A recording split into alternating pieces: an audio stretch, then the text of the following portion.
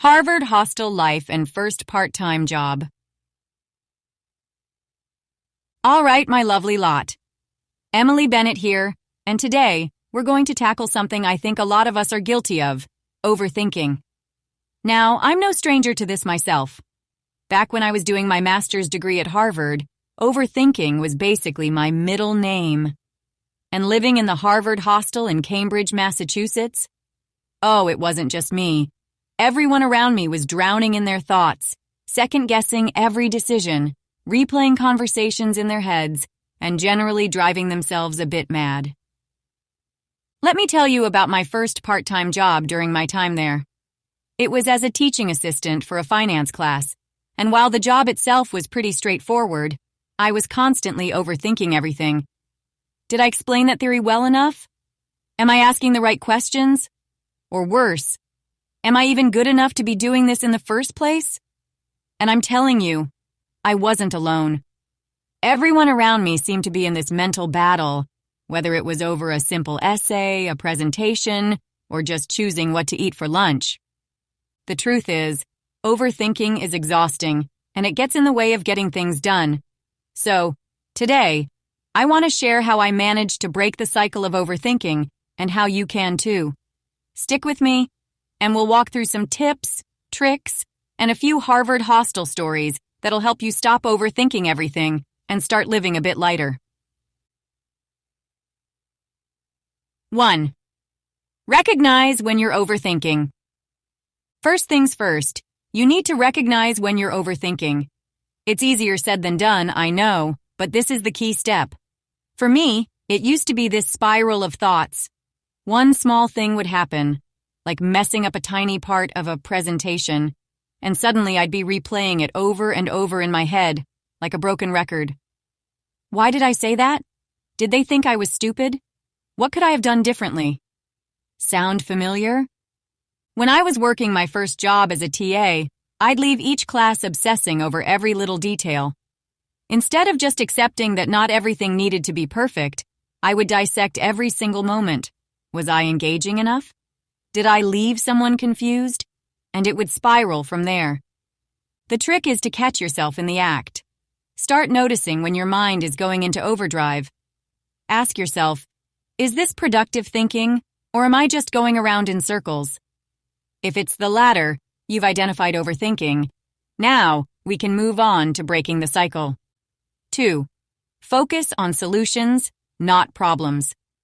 One of the best pieces of advice I got during my time at Harvard came from a mentor who said, "Stop obsessing over the problem and focus on the solution."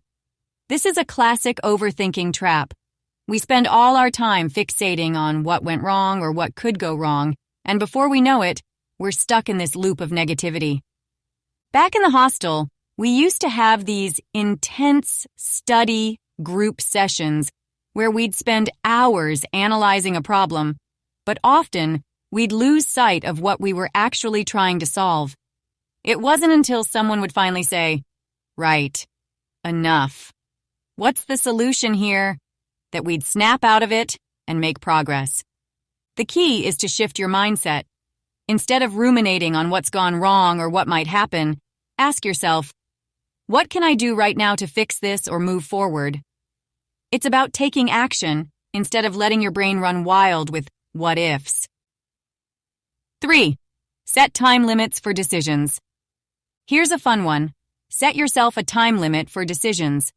One of the biggest reasons we overthink is because we feel like we have endless time to analyze and weigh up options. But here's the thing. More time doesn't always lead to better decisions. It usually just leads to more anxiety. I remember when I was applying for part-time jobs during my master's.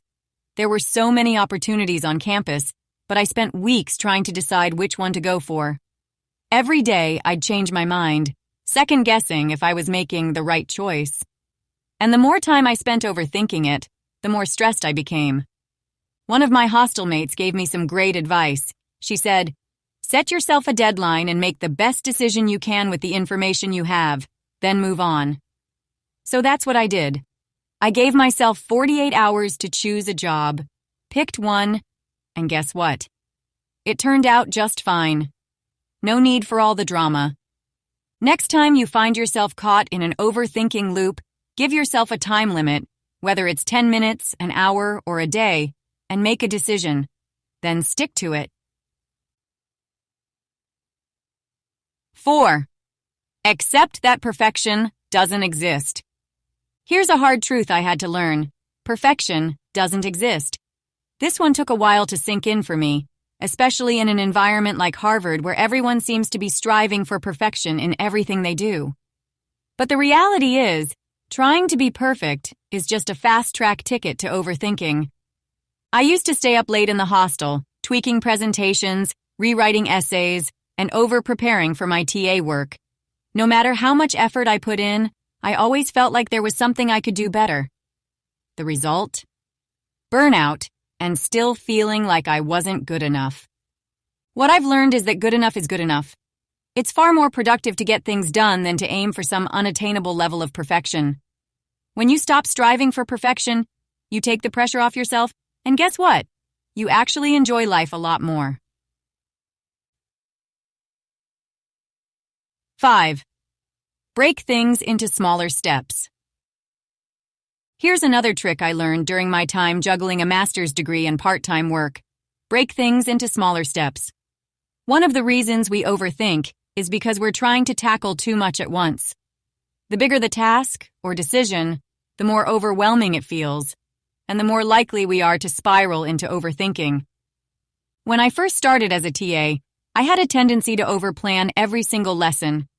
I'd think about the entire semester in one go, which led to feeling completely overwhelmed. So, I started breaking things down, planning one lesson at a time, focusing on one specific objective for each session. It works like magic. When you break things down into smaller, more manageable steps, it's a lot easier to take action, and you reduce the mental clutter that leads to overthinking. 6. Trust yourself and your abilities. Finally, one of the biggest causes of overthinking is self-doubt. We don't trust ourselves to make the right decisions, so we go over everything a million times to convince ourselves we're doing the right thing. But here's the thing. You need to trust yourself. When I first started working at Harvard, I was constantly doubting whether I was good enough to be a TA. Every time I explained a concept to the students, I'd second-guess myself. Was that clear? Did I make sense? But the more I did it, the more I realized that actually, I did know what I was talking about. The only person who didn't believe it was me. Once you start trusting your instincts and your abilities, the overthinking fades away. You stop second-guessing everything and start moving forward with confidence. So, there you have it. How to stop overthinking everything.